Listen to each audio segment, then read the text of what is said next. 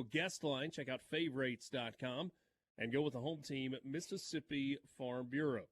We do that right now. We go to the Farm Bureau guest line to visit with noted Mississippi State Bulldog lover, Kendall Rogers. Kendall, great to be back with you. Kendall Rogers, of course, from D1 Baseball, D1Baseball.com. If you are not a subscriber and you love college football or college baseball, you're missing out because there is so much great content there week in, week out, day in, day out, especially during the baseball season. Hello, Kendall. Well, I appreciate that marketing pitch. I'm going to send you a check for that. That's pretty good. Well, it's the least I can do. Yeah, I tell you what, it's a little different feeling right now talking to you than it was maybe 3 or 4 weeks ago when you look at just how Mississippi State, Ole Miss, and then Southern Miss have all played. It's kind of a renaissance period in the Magnolia State right now. It is, and it certainly is fun to watch that. Let's get to that in just a second. What an opening weekend in the SEC. The two that you just mentioned, Ole Miss taking 2 of 3 from South Carolina at home, State getting 2 of 3 at the Dude from LSU for the first time since 2003. We saw Arkansas dominate again against Missouri. Maybe not a huge surprise there. We saw A&M lose for the first 2 times all season long. We saw Alabama lose the opener and then come back and win the series against Tennessee. It was a really entertaining opening weekend. No, it really was. I mean, I think the only team you look at after the weekend and go, boy, it might be a long season for them is Missouri, scoring 1 run in 3 games against Arkansas. But I think for the most part, when you look across the league, Georgia kind of got a little bit of a jolt to the system a little bit by getting outscored 35-17 in 3 games against UK. I thought, A&M and Florida, frankly, both offensively looked pretty good. I just think when you look at the SEC overall, I mean, you look at the fact that, the road teams over the weekend went 0-7. That just gives you an idea that when you go on the road in this league, I get that you want to win the series, but, honestly, your expectation or your hope is that you can just get one and go back home with 1 win because it's just really hard in this league right now to win a road series. I mean, you look at A&M going to Florida. They had plenty of chances in the series finale, but Florida ends up getting the big hits. You look at Tennessee. They had the winning run on second, the go-ahead run on third. They can't get the big hit. You look at LSU and just kind of the buzzsaw they ran into in the series finale. And, of course, South Carolina, kind of the same situation at Ole Miss. So this league is going to be insane, and we're just getting started. So let's talk about the weekend in Starkville. Let's start there. Mississippi State wins the first game. They dropped the middle game, trailed 9-1 in that middle game, got it to 9-8, and kind of a maybe not so sure about a call at home plate. But then they run rule LSU in 8 innings in the final game. What was your takeaway? Was it Mississippi State's offense? Was it what they did on the mound? What stood out for you? I think it's a little bit of everything, frankly, and I'll be real honest with you. I thought the moment of the weekend for me that told me everything I need to know about Mississippi State, honestly, wasn't the series finale where they run ruled LSU. It was, frankly, the middle game where LSU gets out to a big lead. You're thinking that LSU is going to run with that, run away with the game. You're thinking Mississippi State's in trouble. Then all of a sudden, Mississippi State storms back and almost wins that game. So I thought that middle game told me a lot about this team.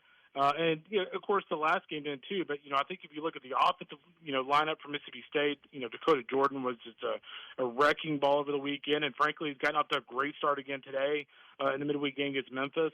And then you look at, David Mershon. I mean, I feel like Mershon is kind of a guy that, is that spark plug for him. He's not going to put up amazing numbers offensively, but, man, he just gets them going offensively. So, and then you look at the job that Nolan Stevens did out of the bullpen in the series opener. Boy, there were a lot of things to take away from Mississippi State that were positive. But, again, I go back to how they handled adversity is my big takeaway.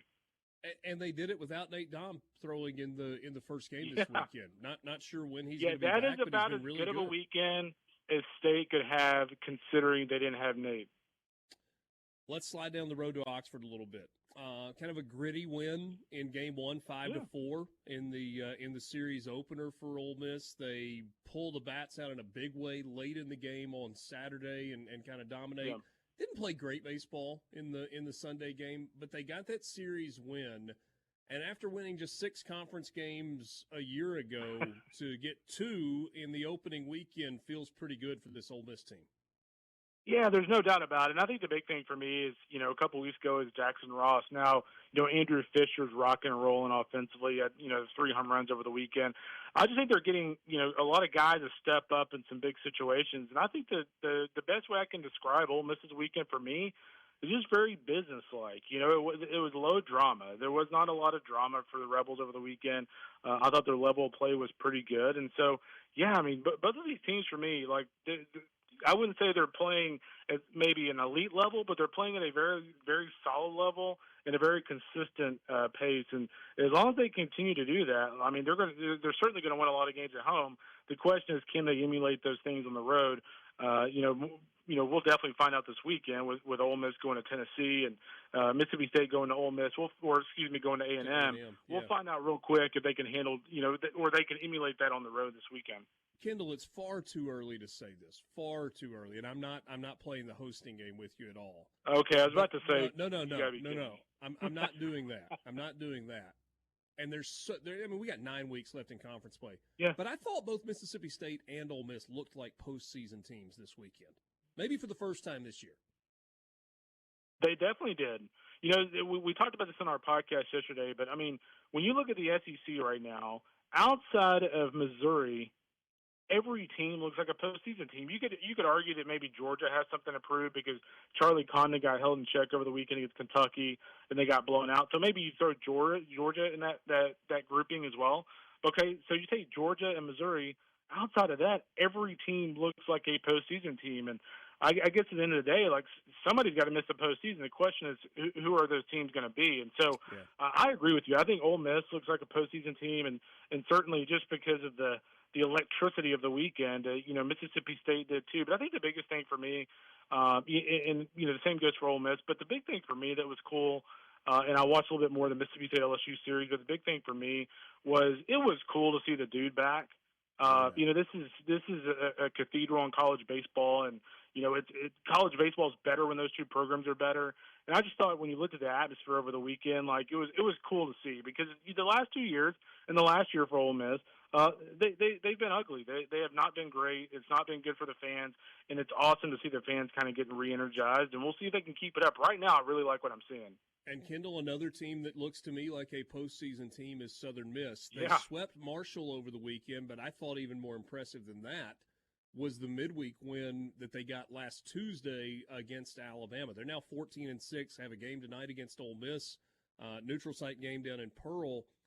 This Southern Miss team looks the part, especially on the mound. Most definitely. And I think the biggest thing for me is we all knew they were going to pitch. I mean, you look at the job that Billy Oldham and Nico Mazza and guys like that did early in the season. We were kind of waiting on the offense. The offense, they kind of sputtered in the middle. I think it was a middle game against Marshall where they didn't have a hit go in the eighth. But, I mean, for the most part, they did what they needed to do offensively over the weekend. But, again, as long as their pitching is at the level it is, if they can just get decent production out of their offense, they're going to win a lot of games, even in a tough league like the Sun Belt. And so not only do I think Southern Miss is in a school or a program that's in position to be a regional team, I think if they continue to play at the level they are and they continue to rack up some of these midweek wins against SEC teams, which makes tonight very important, this could be a host team again. They were right on the cusp of our top 25 rankings. They would have been the 26th team. They're right there, and they're knocking on the door. So, yeah, I love what Coach Oz is doing in year one, and I wish I could say I'm surprised by it, but I'm not. I mean, the guy's a really good coach. He's been around the block a few times, and he's kind of picking up or continuing where, Scott left off last year. Yeah.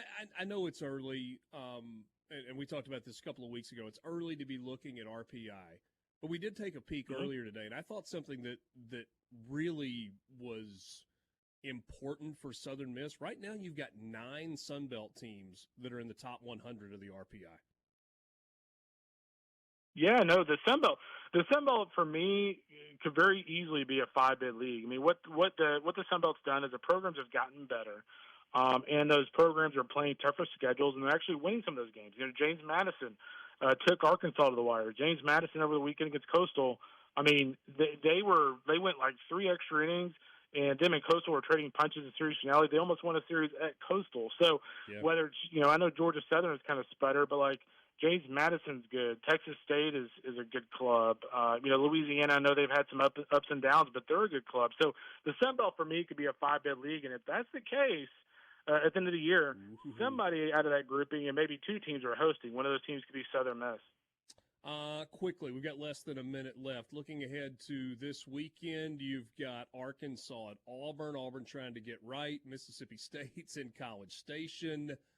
Ole Miss got to go to Knoxville this weekend. We got some really good matchups. Yeah, no doubt, man. Auburn is my and upset Florida pick of the LSU week. also. Yeah, I like LSU. I like Auburn at home to upset Arkansas. I think Auburn's going to step up this weekend. I think they probably feel a little embarrassed after last weekend against Vandy. And unfortunately, I don't like the Magnolia State duo this weekend. I just think when you look at Tennessee and A&M's offenses, I think they're going to be a little bit too much. But you never know, man. They're on a heater right now, and it's at the end of the day, it's cool to see.